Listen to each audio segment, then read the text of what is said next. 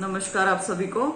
बहुत ज़रूरी है आपका ये जानना कि कौन से वो पॉइंट्स हैं जो लिखित में आपके अगेंस्ट जा सकते हैं, जो लिखित में आपको प्रॉब्लम्स कर सकते हैं, वो इस भर्ती को प्रॉब्लम कर सकते हैं। बात कर रही हूँ मैं हरियाणा पुलिस कांस्टेबल भर्ती की। सबसे पहले आपका ये जानना बेहद जरूरी है कि मैं चयनित अभ्यर्थियों के अगेंस्ट नहीं हूं, ना ही कोई अचयनित अभ्यर्थी चयनित अभ्यर्थियों के अगेंस्ट है। बिल्कुल भी नहीं है ऐसा, क्योंकि मैं ही वो पहली इंसान हूं जब आपका रिजल्ट आया था तो बधाई दी थी सबको। और मैं इसको बहुत अच्छे तरीके से जानती हूँ कि इसमें बहुत सारे ऐसे अभ्यर्थियों का चयन हो रखा है जो बेहद हार्ड वर्किंग है, कई सालों से मेहनत कर रहे थे, गरीब तबके से। I know this fact. और आपको ये चीजें मुझे लिख लिख के बताने की जरूरत नहीं है, कॉल करने की जरूरत नहीं है। मैंने एक भी शब्द चयनित अभ्यर्थियों के अगेंस्ट नहीं कहा है, ठीक है। तो ये एस्टैब्लिश फैक्ट है। Do not tell me all this. ये जो भावनात्मक आप एंगल जोड़ रहे हैं या भावना से ये सोच रहे हैं या इमोशनल होके ये सोच रहे हैं कि इतनी मेहनत करी, इतने गरीब बच्चों का चयन हो गया, इतने हार्डवर्किंग बच्चों का चयन हो गया है, ये सब कुछ ये एस्टैब्लिश फैक्ट है। Nobody is saying anything about it। आते हैं अब कागजों के ऊपर। सब जानते हैं कि ये रिजल्ट कोड वाइज आया है, शिफ्ट वाइज नहीं आया है। ये सबको पता है, चयनितों को भी पता है, अचयनित को भी पता है।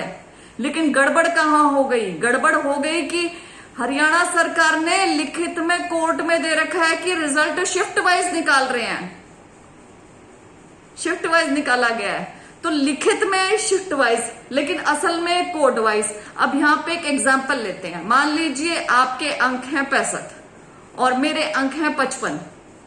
अब मेरा 1 तारीख को मॉर्निंग में पेपर था, आपका भी 1 तारीख को मॉर्निंग में था, लेकिन आपका जो कोड था वो ए था और मेरा जो कोड था वो डी था। लेकिन हमारी शिफ्ट तो एक है, 1 तारीख मॉर्निंग। तो मेरे 55 नंबर आए हैं, आपके 65 नंबर आए हैं, आपका चयन नहीं हुआ, मेरा हो गया। तो अब क्या होगा? अब आप कहेंगे कि हम तो एक ही शिफ्ट से थे, लेकिन मेरा चयन नहीं हुआ, लेकिन श्वेता का हो गया। कैसे हो गया? श्वेता के तो 55 नंबर हैं, लेकिन आपके 65 नंबर हैं।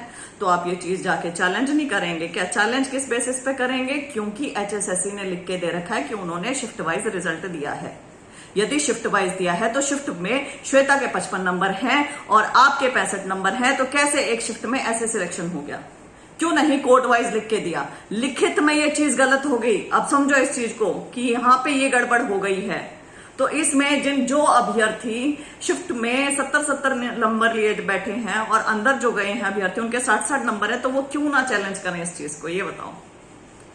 यदि आप बाहर रह जाते तो क्या आप इस चीज को चैलेंज नहीं करते?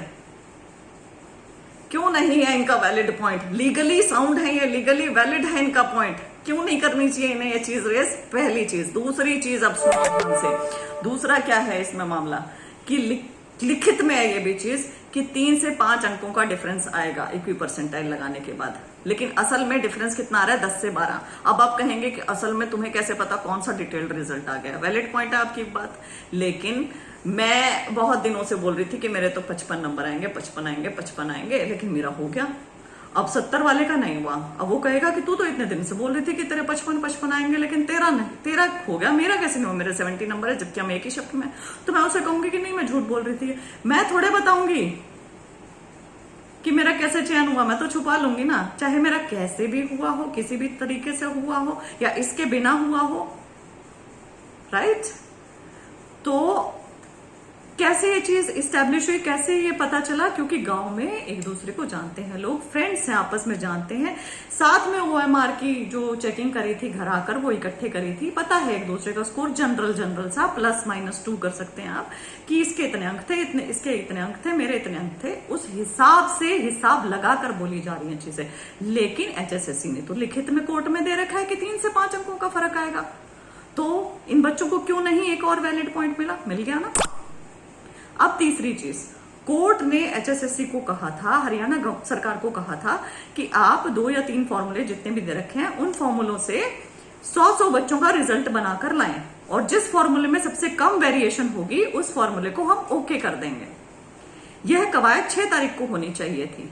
यह रिजल्ट कायदे से कोर्ट केस के बाद आना चाहिए था 6 तारीख को, लेकिन जल्दबाजी मचा दी गई इस रिजल्ट के लिए और इलेक्शंस के चलते ये रिजल्ट बहुत जल्दी दे दिया गया। अब ये रिजल्ट जल्दी दिया, हालांकि मैंने आप लोगों को कहा था कि वेट करना है इस चीज का, लेकिन मैं भी कहूं कोई कितनी भी कोशिश कर ले, ये रिजल्ट आना ही था क्योंकि इलेक्शन थे, अग्निवीर वाला अलग से चल रहा था, तो ये आ गया ऐसे चलते।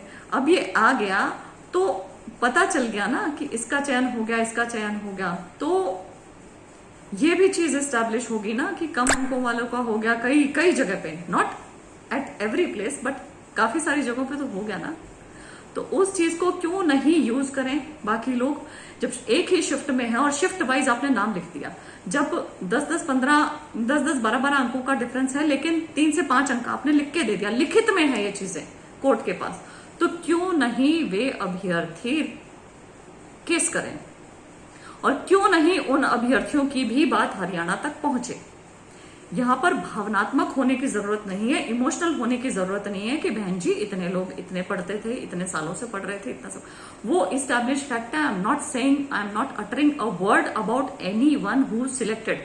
मैंने किसी भी सिलेक्टेड कैंडिडेट, चयनित कैंडिडेट की योग्यता के ऊपर सवाल नहीं उठाया है। मैंने इस चीज के ऊपर सवाल उठाया है कि HSSC आपने लिखित में शिफ्ट वाइज दिया है, आपने कोड वाइज रिजल्ट क्यों निकाला, और जब आपने कोड जो आप लिखित में देते हैं वही काम क्यों नहीं करते हैं।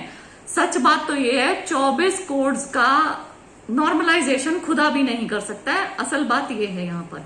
लेकिन चलिए निकाल भी दिया, तो आपने ये लिखित में कोर्ट में क्यों नहीं दिया। आप हर एक भर्ती को क्यों चाहते हैं कि वो उलझ जाए, आप हर एक भर्ती को क्यों चाहते हैं कि उसके ऊपर केस हो जाए।